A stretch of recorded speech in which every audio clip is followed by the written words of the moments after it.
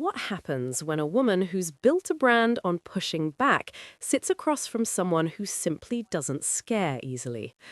On a daytime talk show, a segment pitched as a discussion about advocacy and resilience quietly shifts into something else, a mental tug of war. The hosts try to keep the peace. One guest stays steady, the other keeps pressing. By the end of the hour, one seat will be empty, and in this imagined scenario, Meghan Markle walks off set while the cameras are still rolling. And it all starts with something that looks almost polite. The studio looked exactly the way it always does on that show. Bright, inviting, designed to feel like a safe living room beamed into millions of homes. Soft lighting, familiar hosts, the illusion that every voice at the table carries equal weight. The audience cheered as Meghan Markle stepped out, flawlessly styled, posture upright, smile practiced but warm. She gave a small wave, just enough to acknowledge, not enough to seem eager.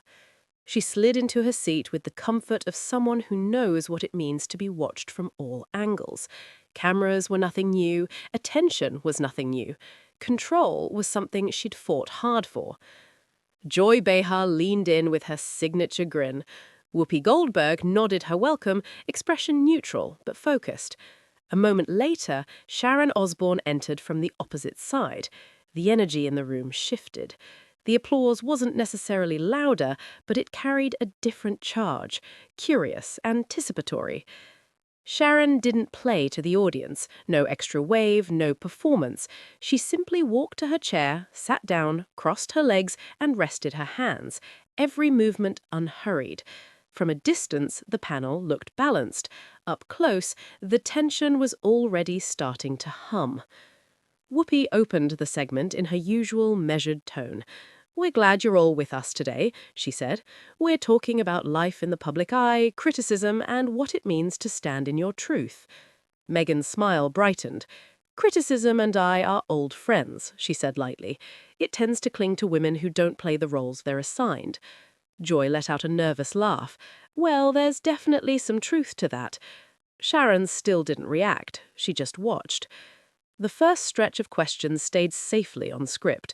Meghan talked about her projects, speaking in smooth, carefully chosen phrases. She used the familiar language of empowerment, owning your story, setting boundaries, refusing to shrink. Each answer sounded like it had been honed over countless interviews, confident, polished, intentional. Sharon listened in silence. No enthusiastic nods, no visible agreement or disagreement, just attentive stillness. When the topic came around to her, Sharon spoke gently about staying power, about learning to outlast headlines, about the value of knowing when to speak and when to step back. Her tone was even, unhurried, almost soothing. Meghan angled her head, smiling. "That's a very traditional approach," she said. "Some of us don't have the option of staying quiet." A faint murmur rippled through the crowd. Sharon turned to her for the first time. "I don't believe choosing your moment is the same thing as being weak," she replied, voice level. Meghan gave a soft laugh. "Sure," she said, "as long as you're one of the people allowed to speak without getting punished for it." Joy leaned forward quickly. "Let's remember everyone's path is a little different." "Absolutely," Meghan cut in, tone sweet but with an edge. "Some people are sheltered by their industry, others get dragged for daring to challenge it." Her eyes flicked toward Sharon for just a heartbeat. Sharon lifted an eyebrow, but her body stayed relaxed. "Or," she said calmly, "some people mistake constant disruption for progress." The room shifted perceptibly. Whoopi glanced between them, sensing the turn. "Let's keep it respectful," she said gently. Meghan smiled again. "I'm always respectful," she replied. "I just won't water down what I know to be real so everyone else can stay comfortable." Sharon waited a beat. Then, quietly, "What's real doesn't have to be shouted to matter." A wave of reaction moved through the audience. Meghan crossed her legs, her posture tightening just a notch. "That sounds lovely," she said, "but for women like me, soft-spoken often means invisible." Sharon finally leant back, and for a lot of us, constant combat means easily dismissed. The silence that followed wasn't forced, it was focused. Joy cleared her throat. "Let's pivot to resilience," she said, trying to steer away. But Meghan had already turned fully toward Sharon.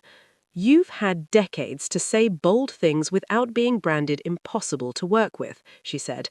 "That's not a luxury everyone gets." Sharon met her gaze without blinking.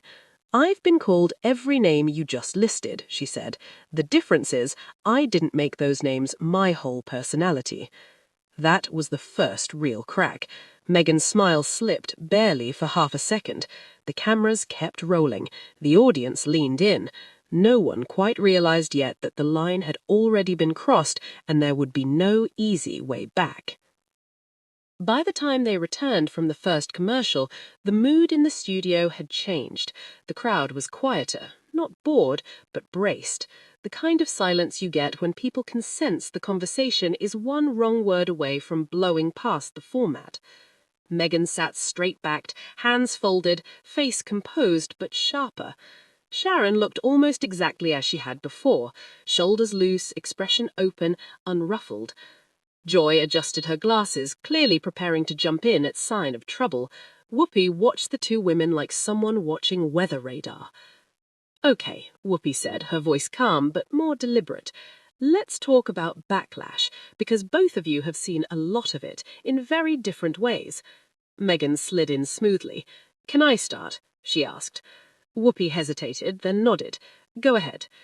Meghan smiled, but there was steel under it now. Some backlash is deserved, and some is just people reacting badly when a woman refuses to stay where they think she belongs. Joy nodded carefully. "That's a valid point." Sharon turned slightly. "And sometimes," she said evenly, "the backlash has less to do with gender and more to do with how you speak to people." Meghan let out a soft, knowing laugh. "So now we're calling tone control accountability." Sharon didn't bite. "No," she said, "I'm calling it a reaction. Actions, words, those things don't disappear once you say them." The word reaction hit harder than anyone expected. Meghan tilted her head, watching Sharon almost clinically. "It's interesting," she said, "how women who came up in a very different media era love to lecture younger women about what happens when they step out of line." There were a few audible gasps. Joy jumped in quickly. "Generational perspectives can be helpful or ill-limiting," Meghan cut in again, tone sweet but with an edge, "especially when they're wrapped in judgment." Sharon's expression stayed measured, but her tone firmed.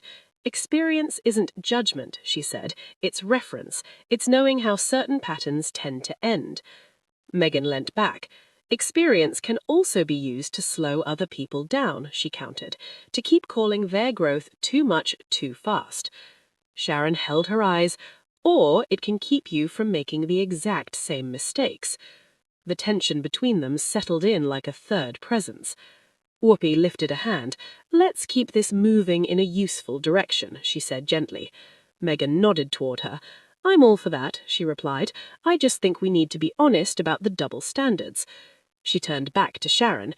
"You've been celebrated for speaking your mind, for saying whatever you think, but when I do it, I get called difficult, divisive, draining." Sharon nodded once. "I've worn all those labels," she said, "and a few you didn't list." Meghan blinked. "Well, you made them look easy." Sharon's lips pressed together briefly. "I didn't wear them," she said. "I outlasted them."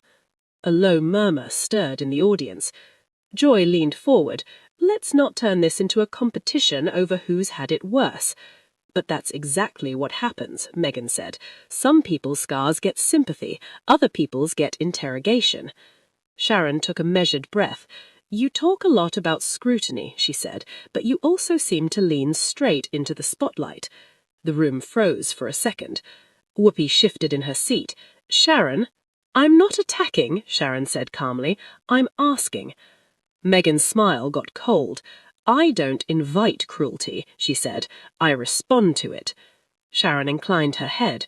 "And sometimes the response keeps the cycle spinning." Meghan's laugh was sharper now. "So the answer is just be quiet?" "No," Sharon said. "The answer is choose your battles. Not every bruise needs a press tour."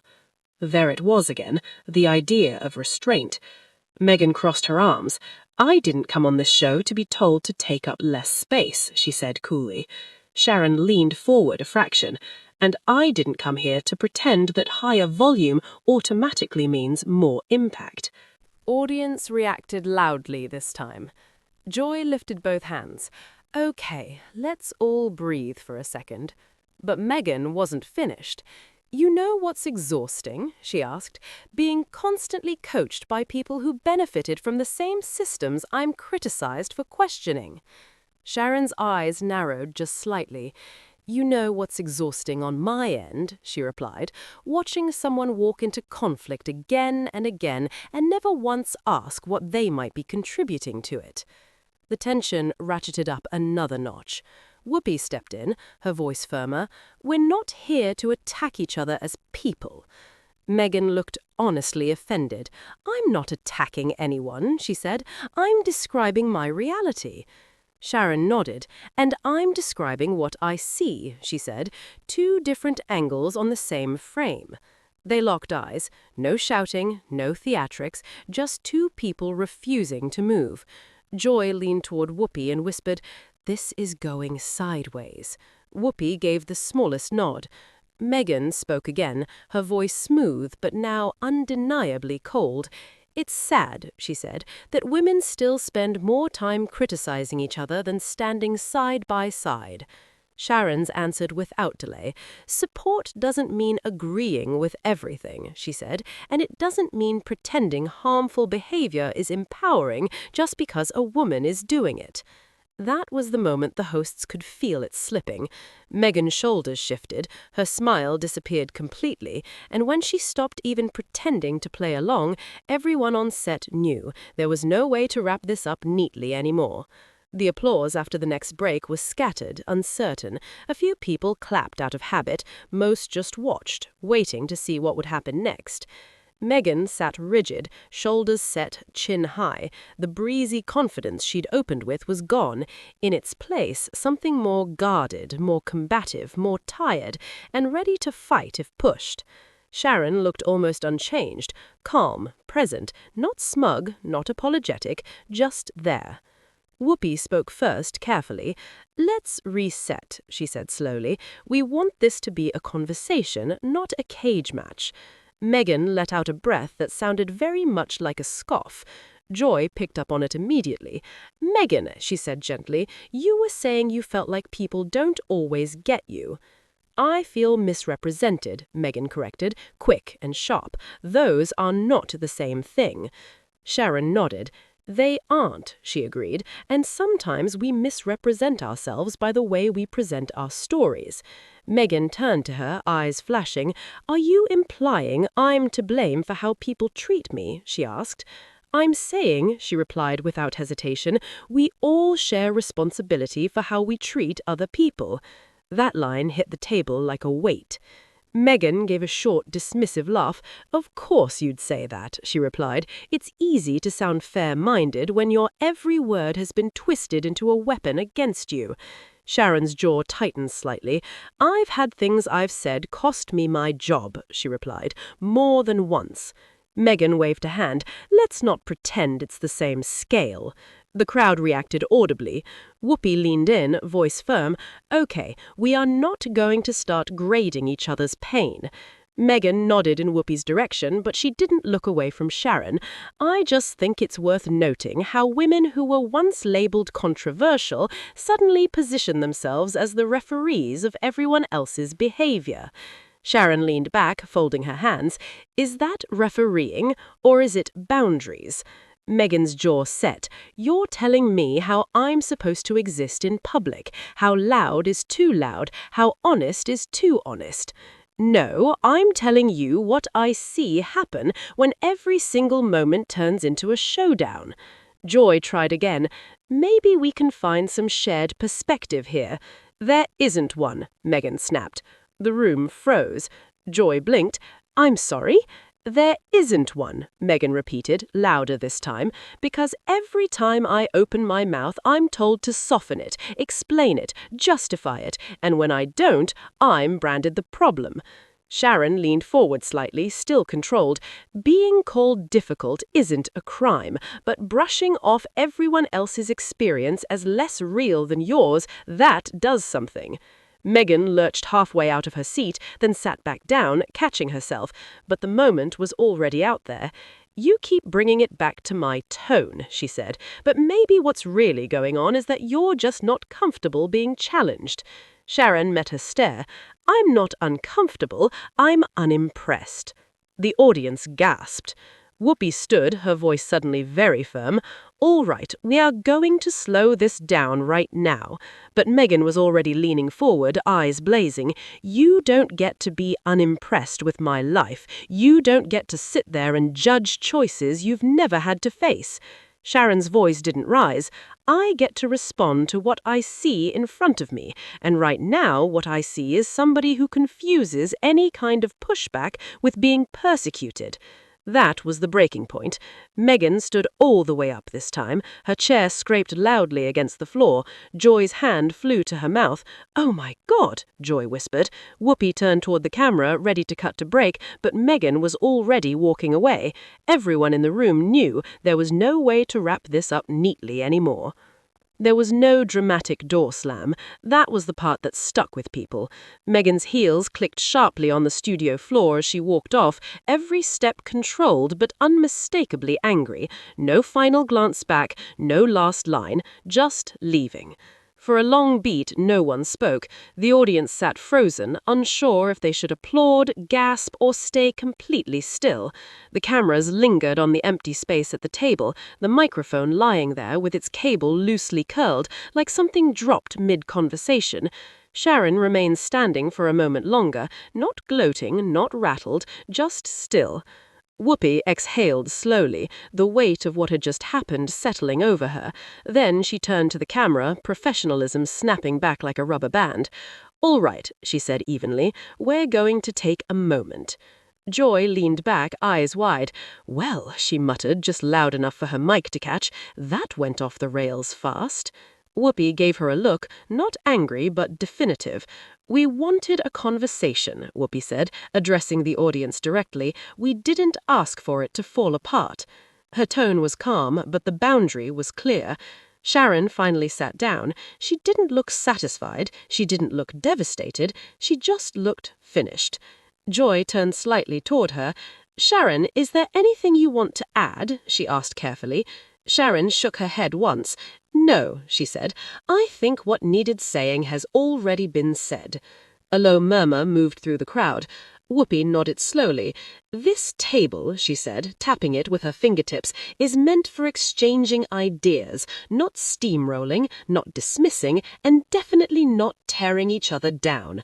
She paused, then added more softly, "When we feel like nobody hears us, we can either shout louder or we can listen harder. Walking away is always an option. It just doesn't automatically mean everyone else was wrong." That line landed with a quiet thud. The director cut briefly to the empty chair Meghan had left behind. It looked smaller now. Joy let out a long breath. "I don't think anybody came in today expecting that," she said. "No," Sharon replied quietly, "but watching it build, I'm not sure it could have gone any other way." The studio fell into another hush, not confused, not chaotic, just concluded.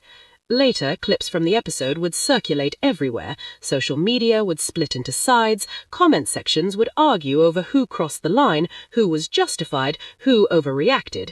Some would say Meghan was pushed too far. Others would say she never intended to stay to the end of the conversation.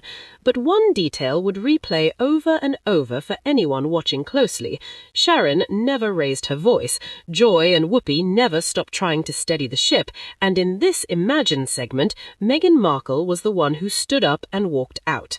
As the show came to a close, Whoopi turned back to the camera one last time. "We'll be right back." But everyone watching knew that particular discussion was done, not because the time ran out, but because someone chose to end it on her terms. And in television, just like in real life, an empty chair can say more than a closing statement ever will. Some conversations end in applause, others end with carefully worded explanations, and some end with a walkout that says everything words no longer can.